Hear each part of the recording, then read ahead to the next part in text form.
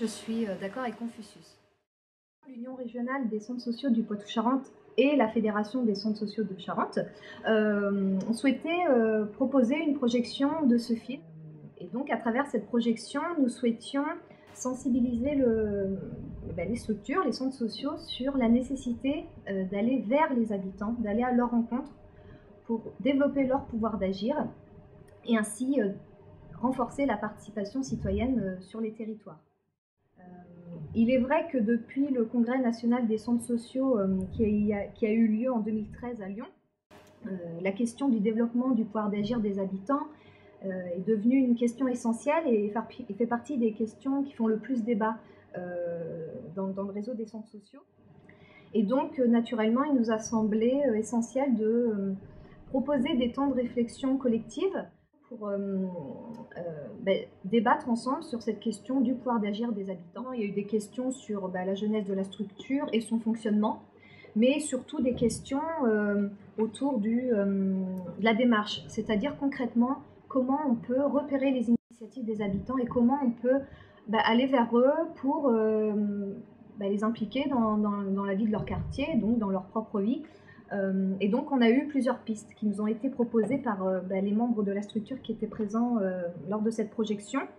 Aller à la rencontre des habitants directement dans les lieux publics, dans les lieux de vie, donc comme les jardins publics, les écoles. On peut aussi aller à la rencontre des habitants en participant à des activités, des manifestations qui sont organisées dans les quartiers, comme par exemple la fête des voisins. Ils ont insisté aussi sur la notion de l'accueil, qui est très importante pour eux, en ce sens où l'accueil dans un centre social doit permettre aux habitants de se sentir intégrés. La nécessité de développer des partenariats.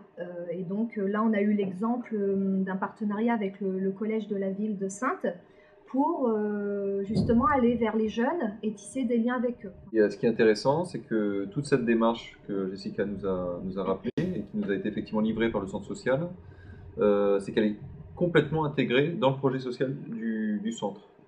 Complètement intégrée, à tel point que même la gouvernance, c'est-à-dire l'organisation du centre social, s'est réadaptée en fait pour pouvoir porter cette question du développement du pouvoir d'agir. C'est-à-dire qu'il y a un comité de projet, donc le centre social nous a expliqué ça, ils ont un comité de projet d'un côté, un comité de gestion, et puis un comité de maison, je crois, donc de mémoire, c'est un comité de maison qui gère l'ensemble de la structure qui regroupe ces deux comités. Et ce film, depuis sa projection, a eu un vrai impact puisque certains centres sociaux ont même décidé de projeter eux-mêmes ce film dans leur structure pour toucher leurs usagers, puis leurs bénévoles, mais aussi les habitants de leur territoire d'intervention.